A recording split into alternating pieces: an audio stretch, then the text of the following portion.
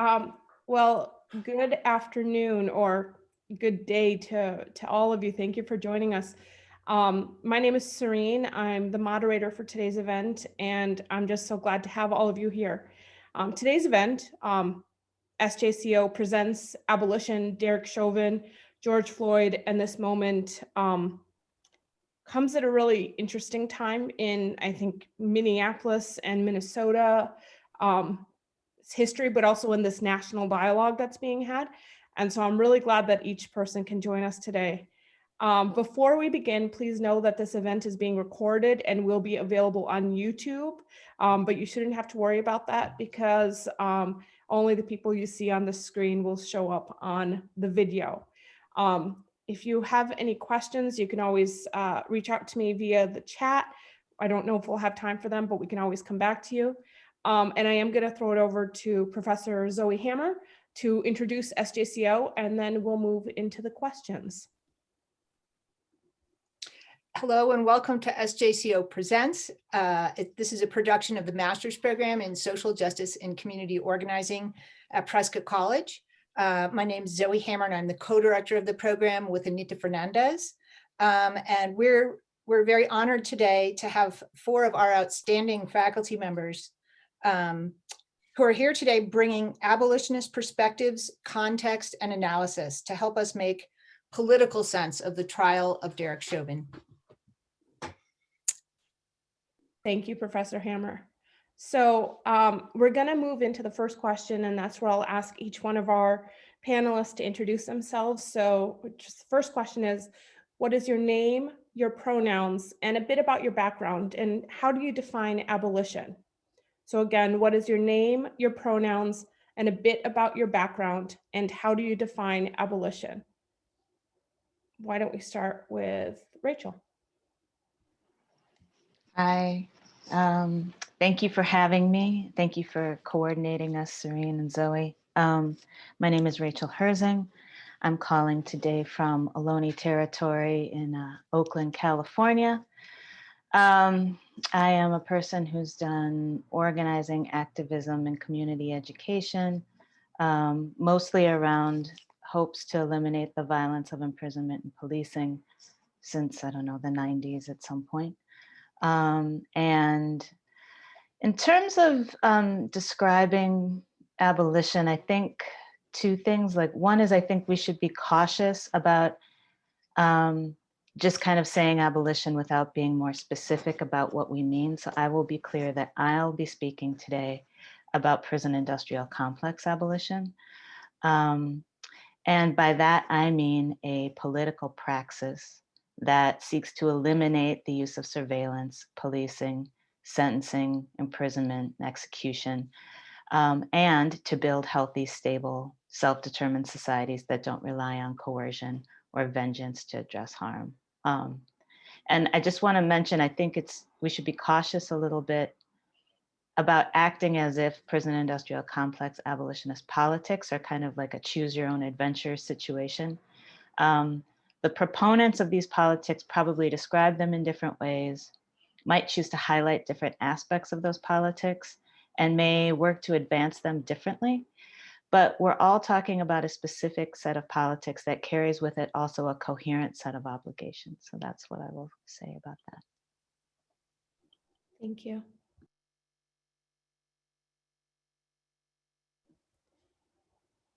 Kim or Greg? I guess I can go next. Kim Wilson. I use she, her pronouns. I'm the co-host and producer of the Beyond Prisons podcast. I also have 2 sons currently sentenced to life in prison without the possibility of parole. I've been engaged in doing not only direct support, but other organizing work to support people in prisons for the better part of the last 10 years.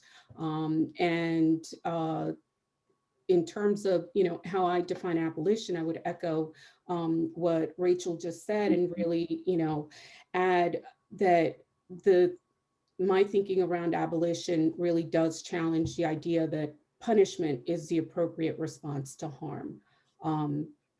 and that, you know, prisons don't really tackle the root causes of harm. Instead, prisons are places that perpetuate harm. So that's what I would add to, you know, Rachel's definition.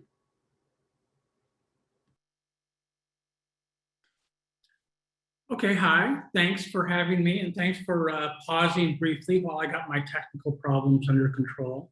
I'm Craig Gilmore. I use mostly he pronouns. I'm calling from Lisbon, Portugal. I'm originally from Los Angeles, California, and most of the political organizing I've done has been in California and has been around prison issues. A lot of it has worked to find connections among or between prison and policing issues and issues of education equity, prison and policing issues and environmental justice questions, and sought to link those fights. So I want to echo two things that Rachel has said. One is that there are a million different definitions of abolition, and that it's tricky. I mean, to say I love the prompt of what was our definition, but I think we should be careful about using the word and presuming that it means the same thing for any other person. So there are a number of people who are abolitionists out in the world whose politics I barely recognize, but that's their definition. That's the world they're working in. The other thing I would like to underline that Rachel said is that for me, abolition is a praxis. And I see a lot of stuff floating around, and I have for years, in which the idea, abolition is thought of as a set of ideas or a set of ethical principles, and it has a rich set of ideas and ethical principles, but those ideas are not only grounded in political praxis, they come out of political praxis. So the idea that there's an idea that abolitionists have these pie in the sky ideas that they try, and for these people sometimes fail to apply on the ground. And what they don't recognize is that those ideas came out of the ground, came out of our prisons, our jails, our neighborhoods that are full of families with incarcerated loved ones, and the struggles that those people have been in, certainly for the last 25 years, and I think I would argue for hundreds of years before that. So I would also, I think, want to link my understanding of prison abolition to what Cedric Robinson calls the Black radical tradition, and a set of freedom struggles, not exclusively set among African and African descended people. From my perspective, that's where I'm coming from that particular tradition. But I think there are a number of liberatory traditions which meet prison and police abolition in the present, and it's a very, very rich political stew at the moment. Thank you for that. So the way that we did the questions is we have some that are for individuals and we have some that are for the group. So the next question is for, we'll begin actually with Rachel. And just to begin, in May 2020, Derek Chauvin kneeled on George Floyd's neck for over 8 minutes. And what we actually know is actually over 9 minutes now. Chauvin was subsequently charged with second-degree murder, third-degree murder, and second-degree manslaughter. The trial is ongoing, and closing arguments are set for Monday, the 19th, of this month. Last week, at the same time, Brooklyn Center officer Kim Potter was charged with second-degree manslaughter for the death of Daunte Wright. Potter argues that she accidentally shot Wright, who she says she had meant to tase. For the first time in Minnesota history, one white Minnesota officer is on trial for the death of a Black man, and a second officer has been charged. This is unprecedented. But my question to you is, what is the abolitionist response to this moment?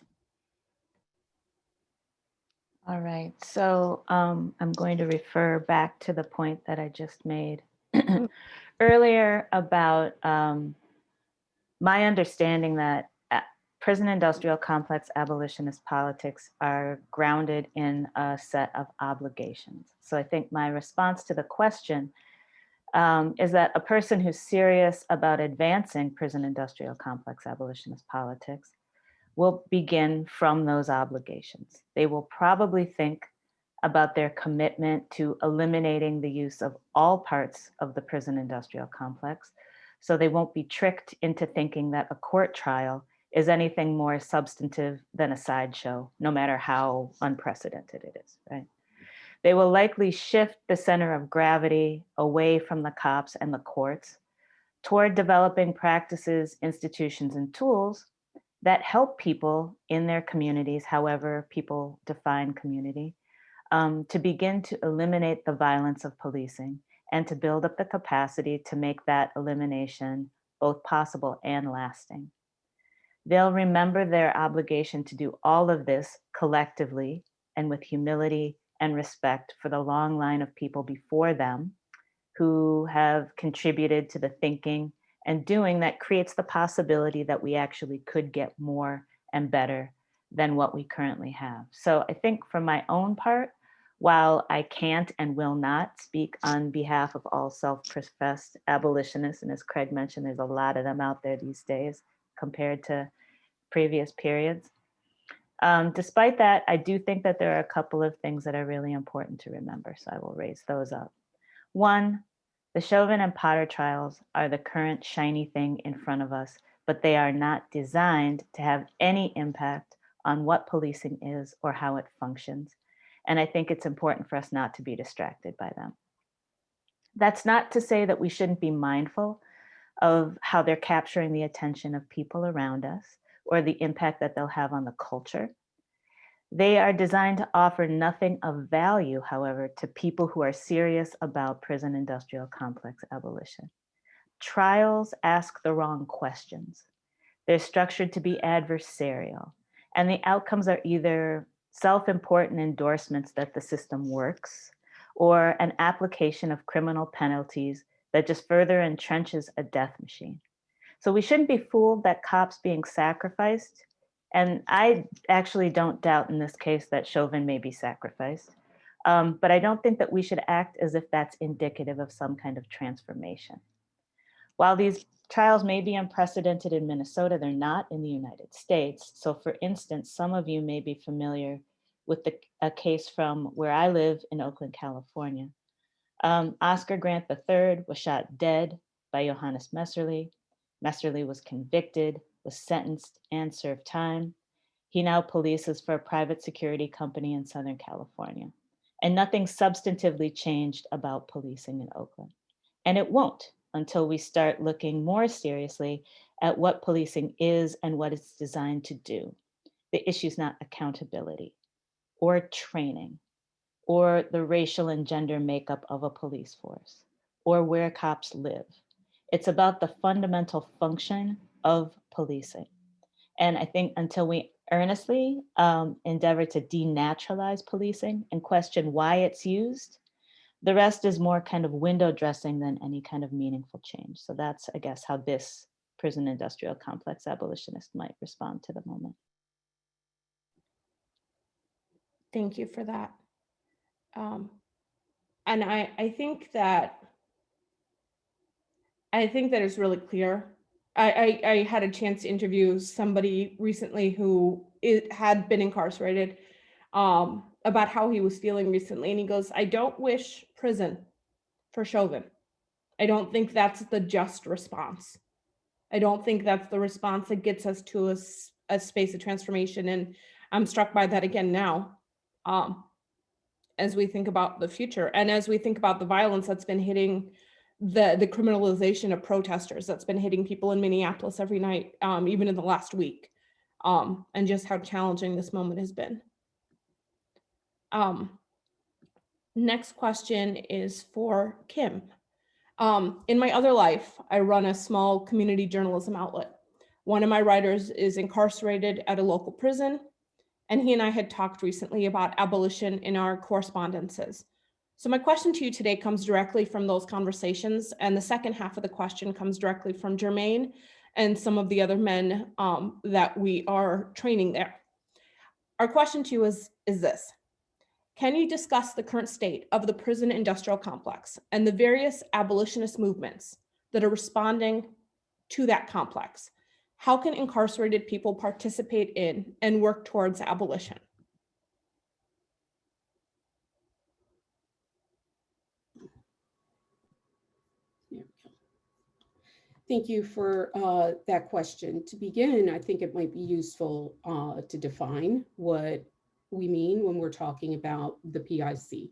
Apologies for Luna. She is really interested in what's happening today, and she does this only really when I'm on Zoom. The rest of the day, she ignores me when I'm at my computer. Anyway, so I think I'd like to start really by defining or providing some kind of working definition on what I mean, or what we mean when we're talking about the PIC. So, and this builds on, what other people have said. So this is an original kind of definition. I think of it as a web that includes things like the military, corporations, government, policies, the legal system, as well as institutions, education, healthcare, the media, and so on. And all of these things rely and reinforce the oppression of targeted groups through prisons, policing, and surveillance. In addition to that, we can think of this complex web of relationships. We can think of the PIC as a complex web of relationships and arrangements that are set up to benefit people in power, right? And to uphold white supremacist capitalist patriarchy. The PIC is constantly shape-shifting and expanding. Its reach into our communities and into our lives in different ways, including through things that we often may not see or recognize as being carceral. The ability of the PIC to constantly redraw the line, and I mean that quite literally and metaphorically, means that we're always having to fight on multiple levels, on multiple fronts. Literally speaking, we can look at the ways that this line is drawn and redrawn in terms of things like borders, in terms of how districts are drawn for the sake of funding and representation. And we can also think of it more abstractly in terms of how the PIC draws lines around things like gender and class. At its core, the PIC is a tool of oppression. Over this past year and in the midst of a global pandemic, and I want to really emphasize that, we've seen how these various mechanisms of the PIC, policing, prisons, and surveillance, have been used in an attempt to undermine and destroy radical organizing and resistance. But this isn't new, right? We've also seen an unprecedented shift in the conversation around PIC abolition that builds on decades-long organizing efforts. And I think it's important to underscore this because many people seem to be under the misapprehension that PIC abolition was something that started in 2020 when it did not. This is, the fact that we were talking about it in earnest last year, and there were so many articles and things that were published that described, abolition and what was happening and what is happening. It built on that decades-long tradition of organizing. Now, at the risk of mixing my metaphors here, I'm going to, describe it as a web, but also thinking about the way that the PIC has all of these tentacles, and that these things reach into our daily lives, at least for some of us. And we're always aware of how the PIC is present in our lives, and it has this power to destroy us. One way that I see this happening, and folks are may disagree, is in a way that we think about things like reentry, for example. When we talk about reentry, we tend to talk about things like recidivism. And recidivism is seen as a measure of individual failure, right? When it actually reflects the failure of the state to provide for people's basic needs. We blame individuals for failing to comply with things like probation and parole requirements, and we create the conditions for people to be returned to prison for minor violations. if I were to assess the current state of the PIC, I would say that it derives its power from both being very hyper visible as well as, obscuring its reach and power. And how it's woven into so many different things of, different areas of our lives. I mean, the George Floyd protests took place in the middle of a global pandemic, right? A global pandemic that in the US has killed over 500,000 people. And I don't want to lose sight of that fact. In addition, the disposability of, many groups of people in this country, including older people, were things that people flippantly were talking about. Politicians were saying, it's okay if older people die, they should be willing to die.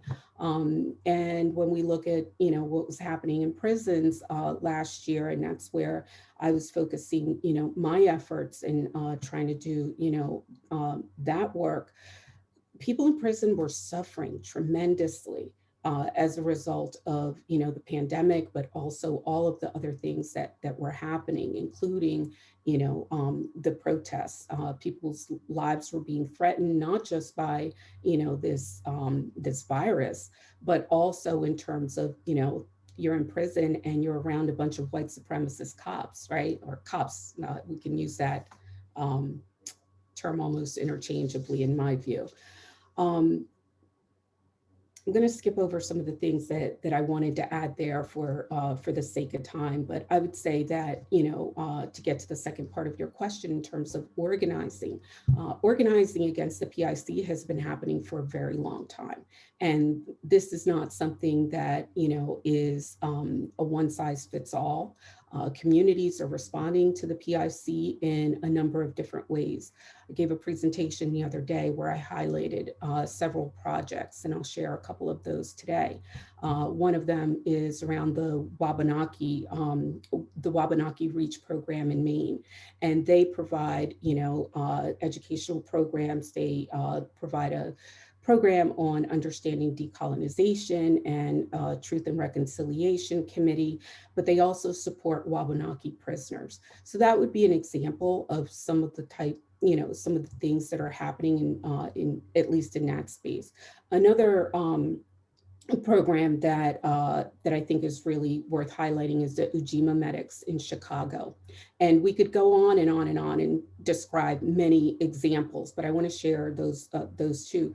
Ujima medics, came out of the need for people in a community to respond to, people that had been shot, right, gunshot wounds, and knowing that the response time of ambulances was going to take too long and people would die. So basically what they decided to do was train, regular people to, to perform first aid. And they do all kinds of, first responder training and street medic training that I think is really important. Another example, and this will be the last one that I share, is a project that is fairly new in Western Massachusetts. It's called Whose Corner Is It Anyway? And this project is started, it's been developed by folks who are low-income survivors and street-based sex workers. And they're doing things around harm reduction, political education, they're organizing, in various ways and providing housing as well. So when we think about the kind of organizing that's happening, it's happening in a lot of different ways in, in communities all across the country. Not all of the projects, that you may come across out there are using the A word. They may not describe themselves as abolitionists, but they may indeed be doing abolitionist work. That said, however, not everyone who is, engaged in housing, for example, is practicing, or doing housing from an abolitionist perspective. If the housing is coercive and carceral, that's not necessarily abolitionist, right? So we want to understand that, how you're using these resources, how you're deploying these things in the community also matter in terms of how we think about them regarding abolition. Yeah. Wonderful. Thank you so much for that. And I will say we have, we're a few minutes ahead of schedule, so feel free to put some questions in the Q&A, and if we have time to get to them, we will happily do so. The next question is for Craig. One of the things that many people are likely wondering right now is why we're talking about abolition, particularly because this moment is so fraught with so much emotion and because of the charges, as spectacle though they may be. My question to you is, why is abolition the right choice? And when, if ever, is it not the right choice? Well, given that we have extra time, I had a short answer for your question, which is it's always the right choice. And I could stop there, but I'll go a little further than that.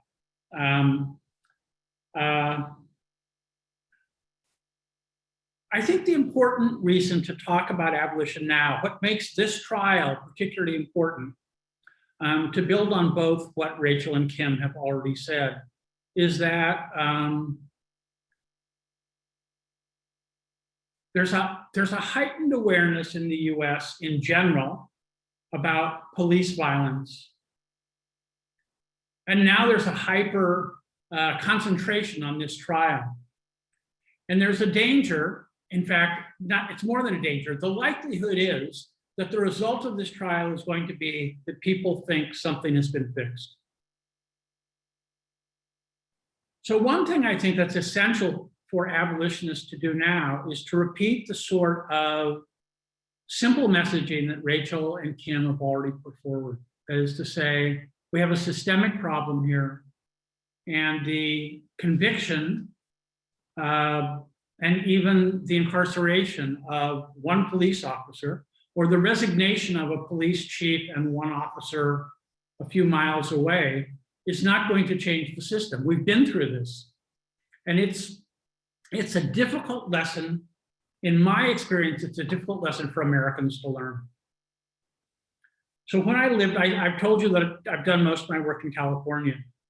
While I was still living in Los Angeles, there was a campaign mounted by a number of people, a number of whom self-declared as abolitionists, to force the sheriff of Los Angeles County, Lee Baca, out. There was a series of scandals. You know, there was not video of Baca killing anyone, but there were a series of scandals, and the scandals were in fact sufficient to force him out. Well, what did that mean? It meant that a 70-year-old dude retired and took his pension and was replaced by a 58-year-old dude who had exactly the same politics, right? So they'd spent 2 or 3 years doing a lot of work, a lot of serious organizing to effect the change that made no difference whatsoever. Because was the new sheriff of Los Angeles County intimidated by the fact that his predecessor had been forced out? No, he wasn't.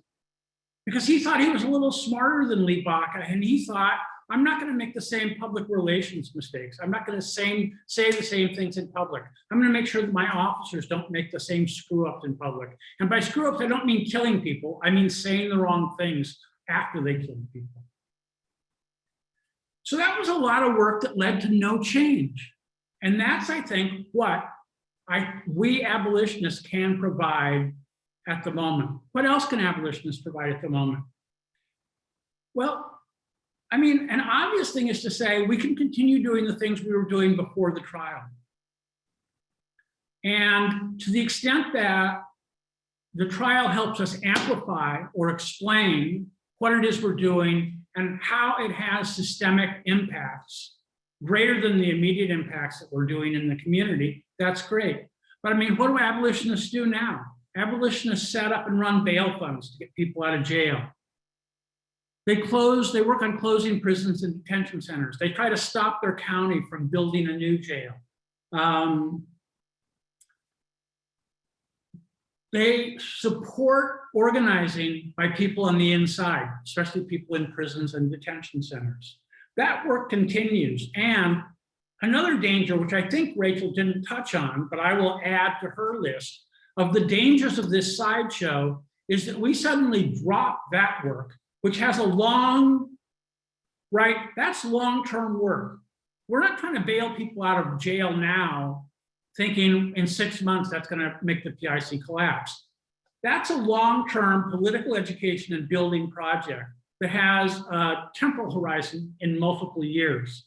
And the idea that we're going to set that aside and focus only on this trial for 3 months, there's going to be another scandal 3 months from now, and another one 3 months from that. And then there's going to be another election, and we're going to be told we should drop all what we're doing and elect a progressive Democrat. I'm not saying that none of that work might be useful, but to the extent that it takes us away from the long-term abolitionist work that we're already doing, it's a mistake. It's a mistake to get too involved in it. Now, let me take up the question of mistakes and whether it's a mistake, whether it's ever a mistake to invoke abolition in a political situation like this. I already said I think the answer is no. But I'll answer a slightly different question, a slightly different way, and go off on a little tangent since we have some time. Are there people who are self-described as abolitionists? And I don't mean that they're bullshitting us. I mean, they truly believe in their hearts they are abolitionists. Are there people who are self-described abolitionists who I would say, boy, I hope that person does not get involved in this campaign? Yes. Yes. There are a lot of them. And I want to describe one set of them.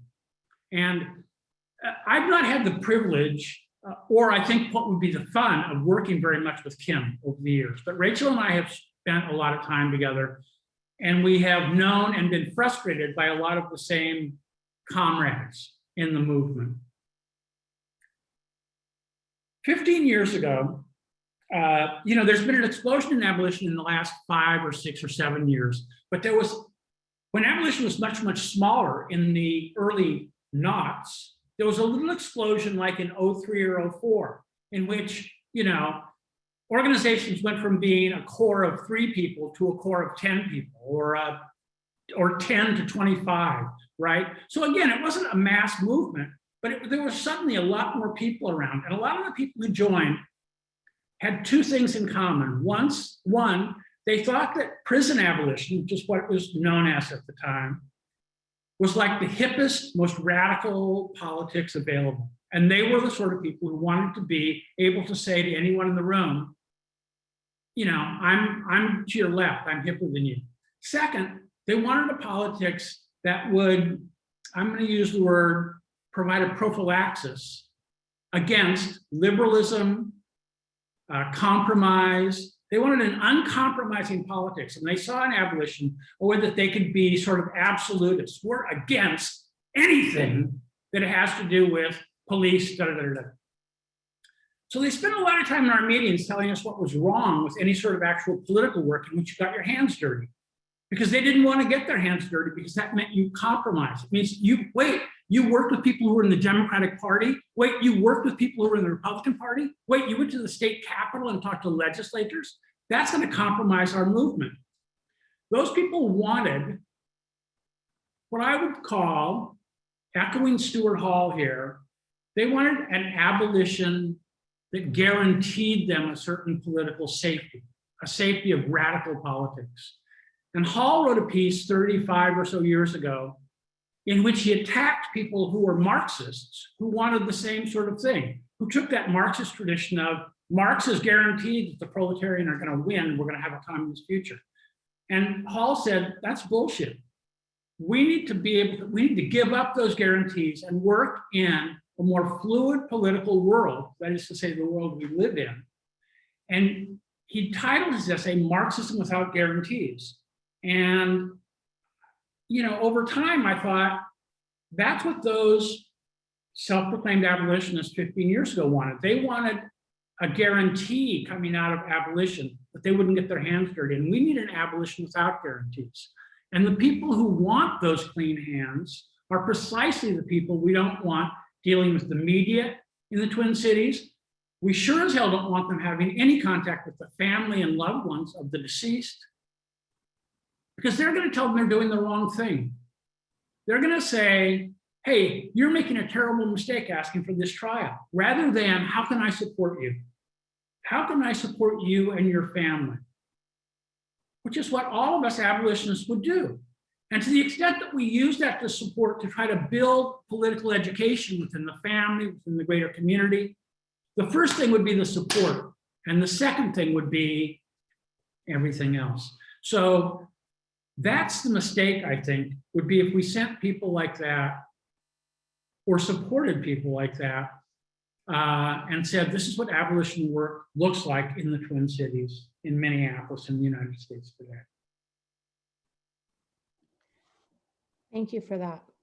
So before we get to the last pre-planned question, we are about 15 minutes ahead of time, which is not a situation I typically find myself in when moderating. So well done to all of you. So there's several questions in the chat, and I'm going to pick one or two of them to bring to the front for a group discussion or group answers. The first one is from Professor Ruth Hoffman. How do each one of you incorporate liberatory abolitionist practices into your day, into your day-to-day work? And how does this foundation inform the way that you build relationships and do your organizing work? And I've also copied it into the chat for each one of you to read. Shall we just follow the same order, Cirien? Yeah, that would be great. But Okay. each person can answer this question. Okay, great. Thank you for that question, and thank you for framing it in a way that's not about our individual choices in our personal lives, but is in the kind of day-to-day work that we do politically, because I hear that question a lot of like, how do you, what's your personal relationship to abolition? And I see it as a political project much more than the kind of lifestyle choices I make. So I appreciate the way you frame the question, Dr. Hoffman. I'll say I have just kind of a list of things that I think the question brings up for me. And some of them are things that I've just said that I'm going to repeat. And some of them are things that I say every single time somebody asks me to talk about this. So my apologies for repetition up front. I will reiterate that I think abolition is a praxis, and a praxis rather than a destination.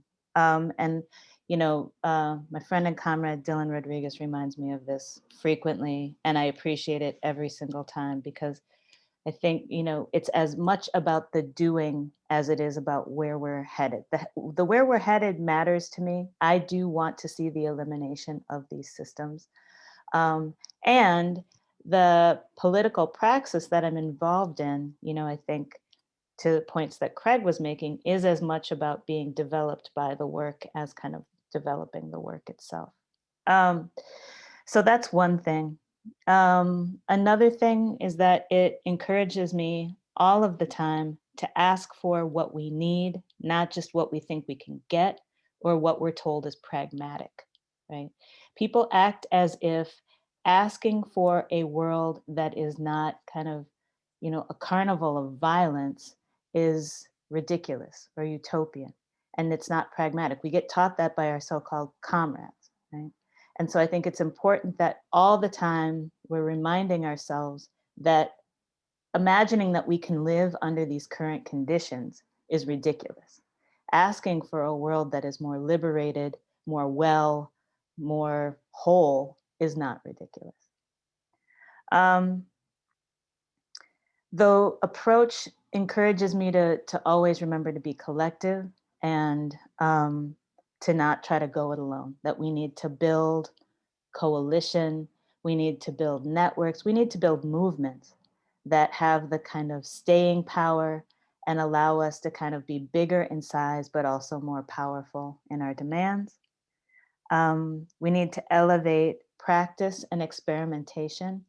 And Kim and Craig, I don't know if you've experienced this recently, but recently people have been acting as if experimentation is a terrible word to use. And I reject that. I think the idea of trying something out, seeing if it works, trying something out, seeing if it works, we're obligated to do that if we want to try to organize our way into different conditions. And so we need space, time, ability to practice, but we also need space-time ability to try things out and to fail and to try again. I think the politics encouraged me to operate with both patience and urgency. You know, as Craig was laying out, we're talking about fairly long-term organizing commitments. And at the same time, you know, we can fall into this idea that no win is an abolitionist win unless it's the full and total elimination of every aspect of the system. And, you know, that takes me, I guess, into the next thing that I'll talk about, which is just to reiterate this point that Craig made about purism. We need to live in the world, even as we are organizing for a different world. And that doesn't mean that we just make a bunch of compromises and say, well, you know, I'm just being a pragmatist. So like, I made a compromise that, you know, contradicts my core politics, but, you know, that's just life. But I also think it means that we can't be so purist that our politics can't have any traction in the real world, to the point Craig was making. And Craig has known me long enough to probably have experienced me in different versions of my own political purity. So the last thing I will say is that the politics also, I think, encourage us to be humble, to operate with humility, and to operate with an interest in, in being transformed by the work itself, right? As Mary Hooks has been suggesting that we do in recent years. And that we use the politics and the political practice as an opportunity to transform ourselves in relationship also to the things that we are trying to live our way into and organize our way into, and that we see them as opportunities to continue to learn and to grow and to build our skill. And I guess I'll stop there. Thank you. Yeah, I guess, you know, I want to go back to something that Craig raised in responding to the last question about outcomes, right? That, you know, this idea that there's, you know, that we're focusing, or we should only focus on the outcomes is, you know, part of what I find, you know, problematic or not very useful in terms of what Rachel was saying regarding experimentation, right? Like that when we have this rigid notion of what the outcome should be, and yes, we can, you know, many of us can agree that we want to abolish this whole thing, but that being limited in terms of the work that we're trying to do currently, and willing to fail and willing to try and willing to, you know, show up and mess up and say that we don't know, oftentimes is very limiting. So I would say that, you know, in terms of a praxis and how that is built into, you know, things that I do and how I engage with other folks is really, you know, to lead with curiosity, right? To begin from a place where I'm constantly asking questions. I'm doing more listening, you know, these days than I am talking. And, you know, really paying attention to what it is that, you know, people are saying, what people need, what people want to do around a lot of these issues. My work with folks on the inside is really, you know, it's difficult work to do, right? It's difficult. I mean, I think that movement building is difficult anywhere you're doing it, but when you're having to cross over that wall and you're having to deal with all of the obstacles that prisons put in the way, that, you know, taking the time to be quiet and to listen to people and take them seriously and take them at, you know, at their word is really important to me in terms of, you know, building relationships and building the kind of movement that, you know, will help us get to where it is that we say that we want to, you know, get to. I think I'll leave it there. I mean, I could go on, but I think I'll just leave it there. one of the great advantages of going last in these things is that all the good stuff has been said, and you can just repeat what your fellow panelists have already said. So thank you, fellow panelists, for making my life easier. I'd like to pick up on something that Kim said, not just now, but in her the answer to her previous question, that she encounters people whose politics, if I understood you correctly, Kim, whose politics you recognize, but they do not, you said, use the A word to describe themselves. Yeah, at least. And in terms of my everyday practice, I think that and what you were just, Kim, again, what we were just talking about in terms of listening and what Rachel was saying in terms of being humble, like, I think we can be humble and smart, and I think we can listen actively. So I want to reinforce both of those ideas, but not suggest that either of those means a sort of passivity on our part. We are actively being humble and listening. We're actively opening ourselves to who are these people I'm talking to? Where are they in the world? How do they see the world? What connections are they making? What ideas are they using to make sense of the world that they're trying to do work in? And then to think about, well, are those incompatible with my understandings of abolition, or can I find bridges to be made between that world, their world, and my world? So I think, for me, the huge challenge has been not to convert people into abolitionists, but to get people doing what I consider to be abolitionist work, whether they consider it abolitionist work or not. I'm really not, I'm not an evangelical in that sense. I'm not out saying, hey, you got to join our group. You got to think, you got to use the same vocabulary that I use. And part of that is that even though I recognize the long-term nature of this struggle, I am by nature an impatient person. I want to work on a campaign in which I see a result in 6 months. I'm not very good at saying, okay, well, in 10 years, things are going to be different. It's like, great.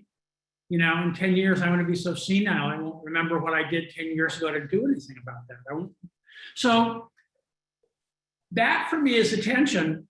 So I want to get people moving in what I consider to be an abolitionist direction. I want to help them shape their campaign in a way that I think is abolitionist. And if 5 years, 6 months or 5 years down the road, they say, hey, shit, we're doing abolition together, that's great. But if they don't, I don't care, right? So, when we were organizing against prison expansion in Central California, we came across this Republican farmer grandma who was confused about the fact that the state of California continued to want to site new prisons in her county, which was Tulare County. And she and a handful of other ranchers fought off those prisons, but she wanted to know why they kept coming back with new proposals. So she got her grandson to teach her to use the internet, and she did a little research. And she discovered that, one, most of the people incarcerated in the Central Valley came from Los Angeles, and two, that Los Angeles had stripped funding away from a lot of its public schools in brown and black neighborhoods. She became an advocate, a rural advocate, a white rural advocate in Central California for more school funding in East LA and South Central LA. She didn't become an abolitionist, but to me, she was right. She was like a defund the police person 15 years before defund the police, and coming from a completely self-interested, her self-interest was she didn't want a prison in her neighborhood, and she didn't want to have to keep going to stupid city council meetings to fight these things. So that's a sort of extreme case, but I think there are so many situations in which people who are working, either are themselves people who are touched by the police or are working with people who are touched by the police for incarceration. So people who work in public health, people who work in housing and public housing, people who work in education at every level, all of those people, their professional lives and therefore their personal lives are touched by the prison industrial complex, whether they know that or not. And we can help people do that work, right? We can help people get to that. But we do that not by going in and being know-it-all lectures, but by going in and listening to them, talking with them about the problems they're trying to solve, and then suggesting that maybe we have a tool in our toolbox that will help them see the world in a way that will help them solve the problem they're already trying to solve. And that's to me what abolition does. You can do other sorts of organizing work. It doesn't have to be abolition work, but that's what abolitionist organizing looks like. It's finding people where they are, finding out what their problems are, helping them solve those problems. And in the course of solving those problems, ideally, some of them will develop politically to the point where they want to move on and continue doing the work. Thank you for that. And thank you for all of you answering that question when you weren't prepped for it. This next question, since we're still a few minutes ahead, comes from Cruz Rodriguez, who is here in Minneapolis. And when I think of this question, I'm thinking a lot right now about the ways in which protesters and media and medics have all been attacked, criminalized.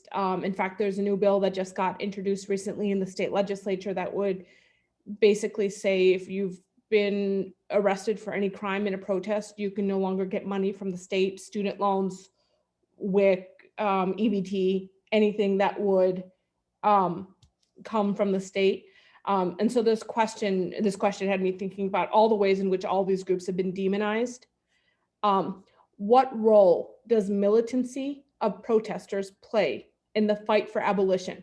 Because we're seeing the state create a division between peaceful protesters and violent protesters as a justification for law enforcement to brutalize all protesters.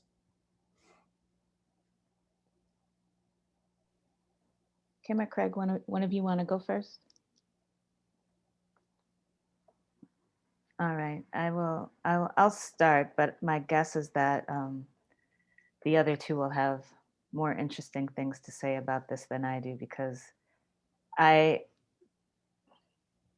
this is like another one of those things where I feel like this is a distraction. This tactic is a distraction, and I want us to be encouraged not to take this bait.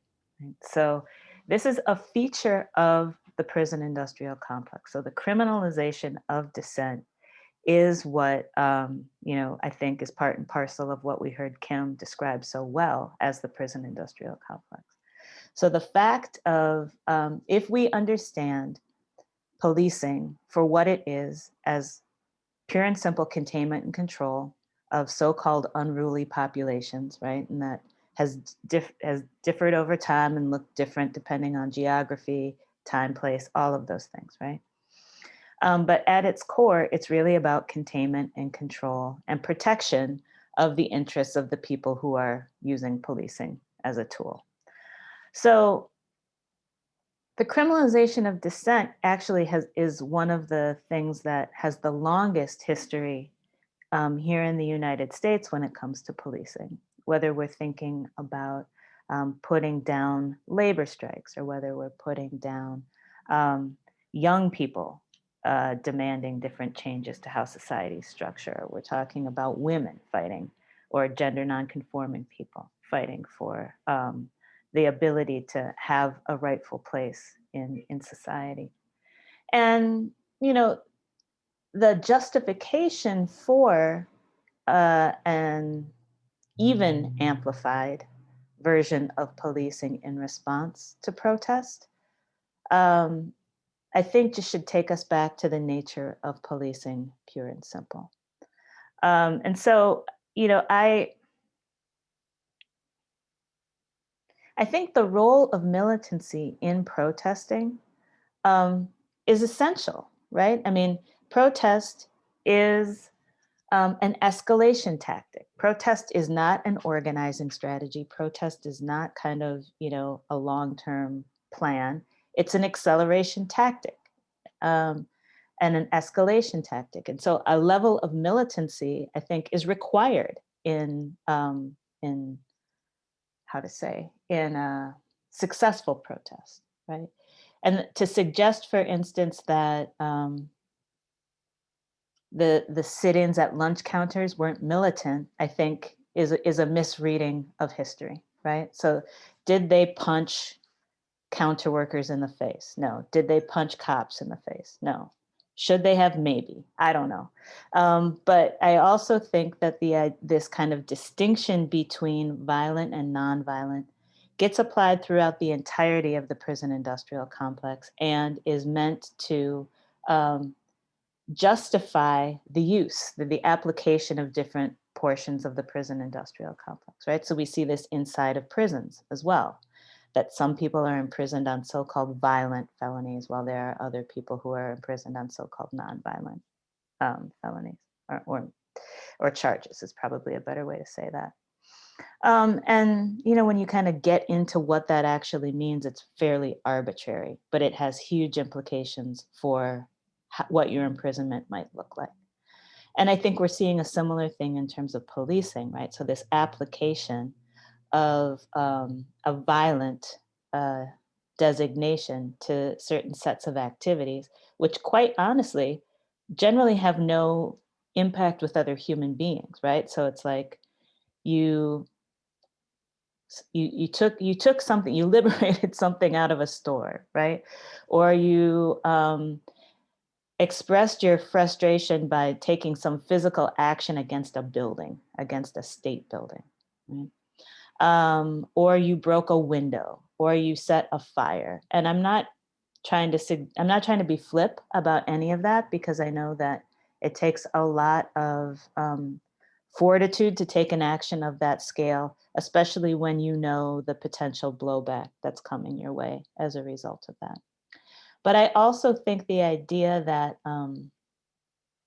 we should separate out what are the appropriate protest tactics into different categories, some of which are fine and respectable and upright and just, right? In kind of the understandings of the United States. And there are some that are lawless and brutish and criminal, undermines our overall capacity to be able to protest, and is meant to put a chill on protest. So is meant to say, well, you can only go out under the terms that we set, when in fact, the protests are often against the terms that are set themselves. So I think that, what is a more powerful approach is to use this kind of collective mentality, this abolitionist collective mentality, and to think about what is the shared fate of everybody out here trying to have their voices heard in whatever way they're trying to do that. And how can we stand together? We've seen, for instance, from example, here in the San Francisco Bay Area where I live, that, things went a lot better on the streets when protest groups that were, that were putting out an anti-statist line and had kind of more physical tactics, or were more interested in physical confrontation with white supremacists, for instance, were able to get together with people who took different kinds of approaches to coming out, and everybody saying, we're going to act in unity, even if we don't share the same tactical approaches, even if we don't necessarily agree politically that these are the appropriate tactical approaches. We understand that we're trying to get these white supremacists out of our town, and we're more powerful together. So we are not going to sell anybody out. We're all going to respect each other's approaches here. And we're going to try to help each other do things in a way that get us all more of what we want. So as I said, I'm hoping Kim and Craig will be able to provide you a more eloquent answer than that, but that's some of what's coming to mind immediately. Yeah, you're setting me up there. Let's see. I echo everything that Rachel just said, and I think that one of the things when we're thinking about the role of militancy in protests is that all things have to be on the table. That you can't just remove something from the table and say this is what we're going to do. The situation, if you've been out there, can be very fluid at times. So you have to have thought about that and talked about that beforehand, but sometimes it's also very spontaneous and it's a response to what's going on.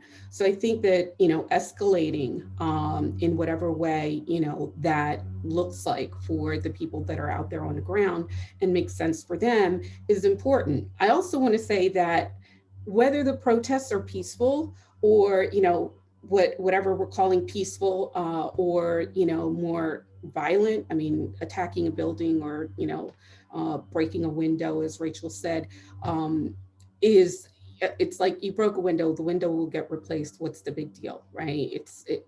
Where's that going? It doesn't matter what your actions are, they're going to kill you. They're killing us anyway, right? So we can stand there and we can march peacefully. People have been crying, people have been doing this. We've been watching this, this spectacle. And I'm thinking of it in the more short term since, Trayvon Martin was killed, where people have been taking to the streets in the last, decade or so. And we're still being killed. We're still being killed, and it's not just by the police, stopping someone, for a traffic violation. It's in all the ways that policing kills us, right? And kills us in ways that we're not even, I think, thinking about, right? And that policing is implicated in our lives. And that includes within prisons, right? That includes within prisons. When I think of the police, I mean, it's not for any, for nothing that folks on the inside refer to corrections officers as the police, right? It's like we know who they are, right? And we know that they're willing to use their power and whatever resources are available to them to suppress, to put down any kind of dissent. And we've seen that across the board, all over this country. The fact that, in the last couple of days, the story in The Guardian came out that said that, all of these cops in prison or political officials have donated to the Kyle Rittenhouse, legal fund, it tells us something, right? So Kyle Rittenhouse can cross, a state border, take, a weapon and kill 2 Black people, on camera. And people are flocking to them and saying, okay, let's support you. You did a good job. You don't have anything to worry about. It's just like, I don't know how other people felt when they read that, but it made my blood boil. Absolutely made my blood boil. But it also made me deeply, deeply sad and angry, right? And you feel that anger, and I see that anger across this country with people who are having day in and day out to witness Black death of their relatives, of their friends, of people in their communities every single day. Like there's no reprieve. And we're saying that militancy we're questioning that. It's like, who's really being militant here, right? Like, who is really being militant here? Who's wielding that power? Who has, all of the weapons and all of the things that come into communities and use, flash grenades and, cannons and all these other things, sound cannons and what have you, to put down dissent. And where all people are asking for is to not die, to not be killed, to be able to go on about their life and not worry about death. I mean, the fact that we're talking, having conversations with young people about how to, negotiate this world, it's like, as a Black child, is just, it's infuriating.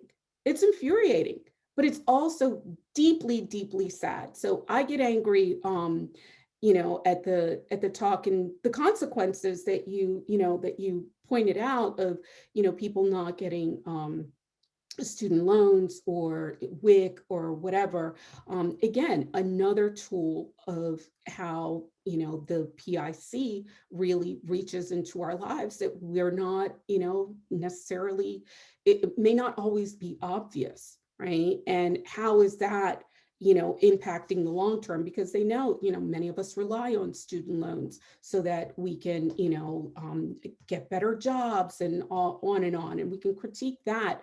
But, you know, they're hitting us exactly where they know it hurts, right? And sometimes just killing us without consequence, right? And I could go on. I have just rambly thoughts right now around this. So I'm not sure that that was any more or eloquent at all.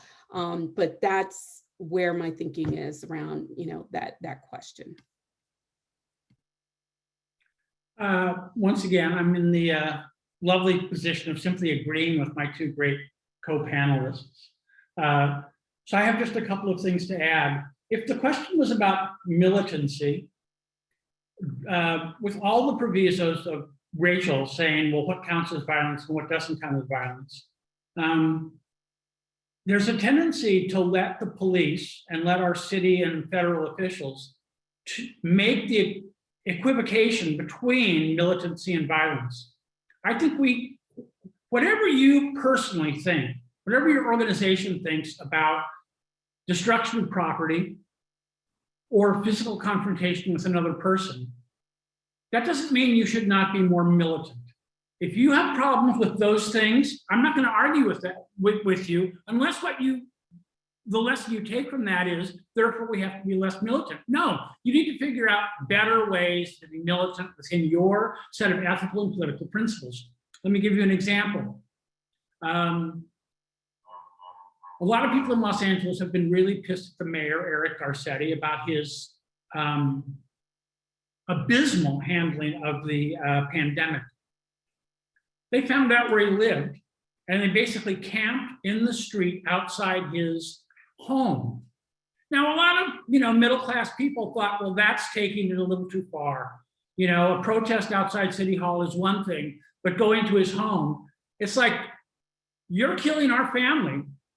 This is not an 8 to 5 issue for us. This is a 24/7 issue for us, and it's going to be a 24/7 issue for you, because we're going to be outside your house making noise every day, every minute of every day.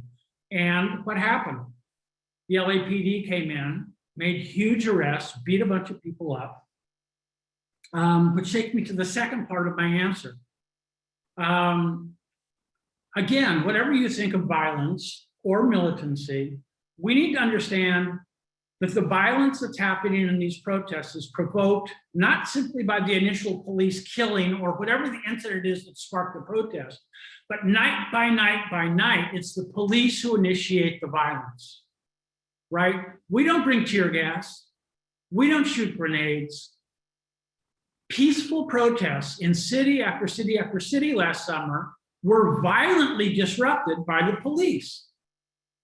And then when we pushed back a little bit, we were being violent. We've got to make it clear to people who are queasy about militancy and violence where the violence is coming from, and that supporting the police is supporting violence, not just violence at the protest, not just violence in the killing of this person or that person, but day-to-day violence on our streets. And that takes me to the third and last point I want to make, which follows up on something Kim said, and that's the connections, formal and informal, between police officers, prison guards, sheriffs, and their unions and benevolent associations, and the organized militant far right. There have been a number of, we know, for example, how many people who were active police or sheriff were filmed in the invasion of the Capitol. We have a sense of that, right? It's close to 30 people. Those are not 30 bad apples. The interpenetration between the organized far right and organized law enforcement is deep. It's a huge, huge problem. And us backing away from militancy and backing away from supporting people who are accused of violent acts is simply going to put violence in the hands of our enemies. It's going to put violence exclusively and militancy exclusively in the hands of the police and in the hands of the not yet police Kyle Rittenhouses of the world. And I would point to, I'm going to say his name incorrectly, and I'll apologize to his friends and family who might hear this. But some of you will remember Michael Reinoil from Portland, who was accused of killing a fascist in defending one of his comrades in Portland. And a couple of days later was executed by the Portland police. I mean, there's no question now that that was not a botched arrest or they mistook his cell phone for a gun. He was executed. Trump praised the police for that execution. For us to simply try to wash our hands of militancy and violence and say, we're not going to do it and we're not going to support those who do it, is going to put us at the mercy of the Kyle Rittenhouses of the world, of the United States especially, and there are tens of thousands, if not hundreds of thousands of them, and all of their formal and informal allies on the police force and who are corrections officers. We can't cede that ground and win. Thank you all for answering that question, for your insight, for your work, for everything.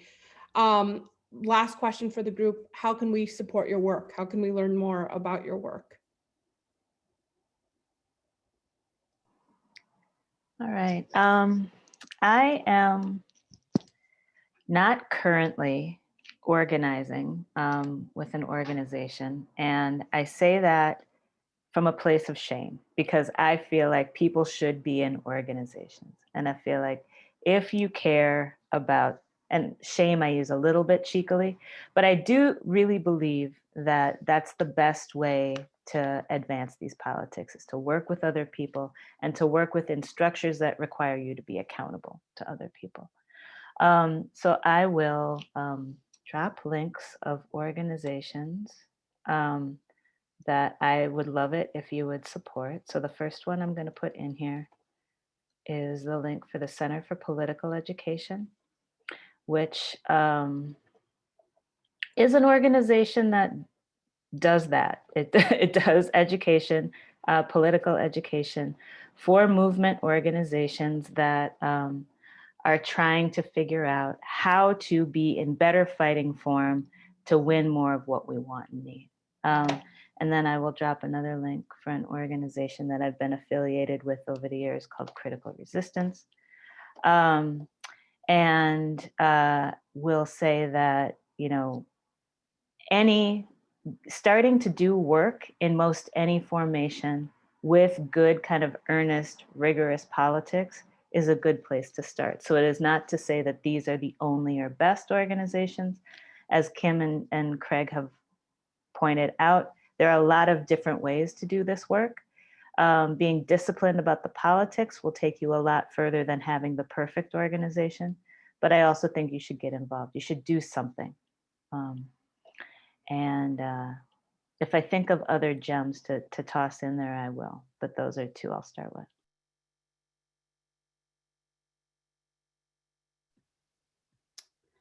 Yeah, in terms of how folks can support the work that I'm doing, I mean, I listen to the podcast. You can go to our website. I'll post it in the chat. And if you can't support us financially, you can always, share the podcast, you rate, review, and subscribe to it. That always, helps. And a podcast has been used in a lot of different settings. We get examples every day of how folks are using it in prison, or how they're using it in their classroom, or how they're sharing it in different ways to, begin conversations around prison abolition. And we've had Rachel on the podcast. It's been a while. We need to, try to get her back, and hoping to get Craig on a podcast as well as Ruthie. But yeah, they can, listen to the podcast. A lot of the work that I'm currently doing is really informal. So like Rachel, outside of an organization, but I completely wholeheartedly, and I had it in my notes right here, said join an organization. It says, start where you are, right in your community, responding to the needs in your local community. And if, I don't always encourage folks to start a new organization, but rather join an existing organization and learn a little bit about what that process is and what it entails, because you get the sense that everybody feels like they need to have their own nonprofit these days, and that's not it. But again, to reiterate, this work doesn't happen in isolation from other people. It happens in community. It happens with other people. So in whatever ways you're imagining, that kind of organizing, seek out those organizations. Rachel shared too, and we have a number of organizations or folks that we've interviewed over the years on the podcast. So you can, check those out as well. I'm going to just repeat what Kim said. There are plenty of organizations you could send a $100 check to and they would love it. But the important thing, if you want to support this work, is to get involved. And I want to make a pitch for people who think they don't have anything to contribute. If you know how to use a computer, if you have a cell phone, if you have 3 hours, if you can carve out 3 hours a week, you have something to contribute, right?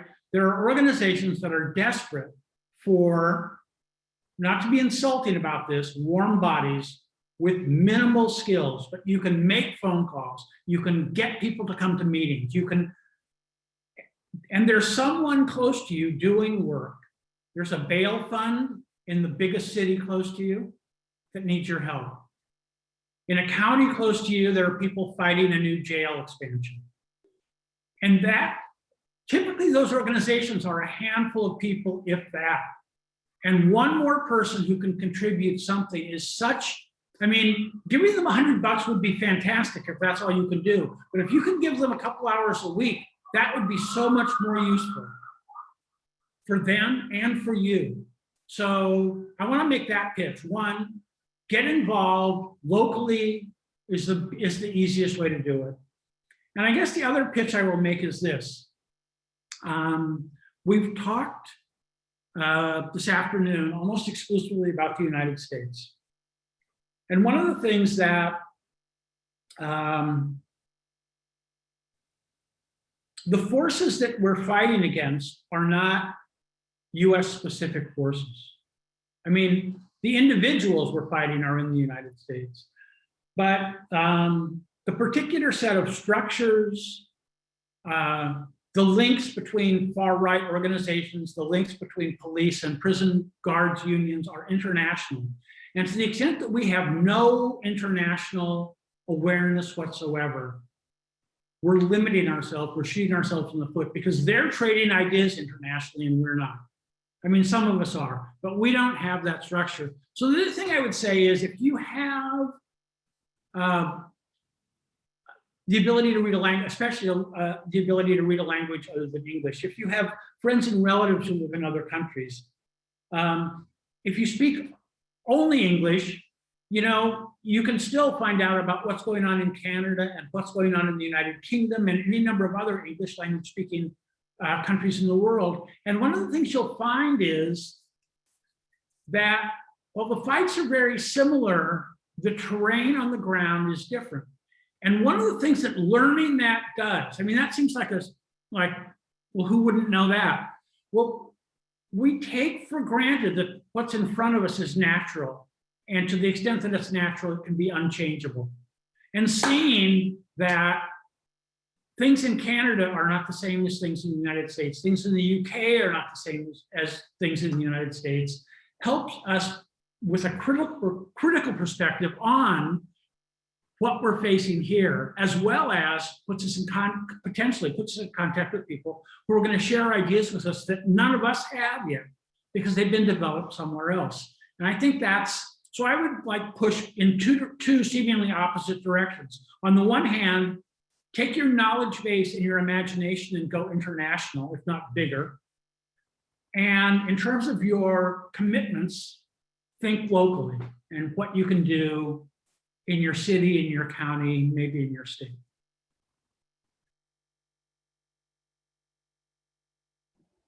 Wonderful. Well, I'm going to ask Zoe Hammer to turn her camera back on and her audio back on and talk a little bit about SJCO.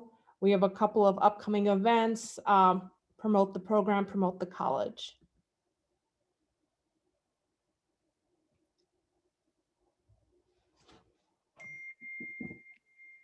I just want to thank you all so much, Rachel, Craig, and Kim. I feel like our students are very, very lucky to have faculty like you in our program, our master's program in social justice and community organizing.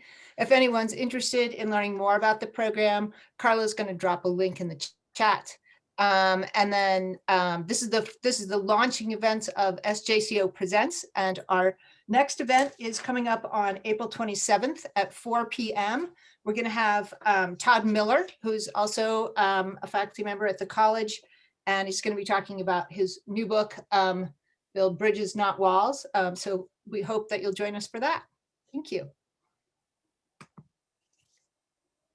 And I also just want to thank you all. I've been SJCO faculty for a few years now, and I'm also a Prescott College graduate, and I learned so much from each one of you today, and I just feel really grateful that I get to learn from people like you, even as faculty in the program. So thank you all for being here, and thank you to everybody in the audience. We are coming up on just the last few minutes, so if anybody has any additional thoughts, you can share them now, and if not, we'll end a minute early. And we'll make sure to include a description, a link to the SJCO program in the chat as well for those who are, just getting to know the program now.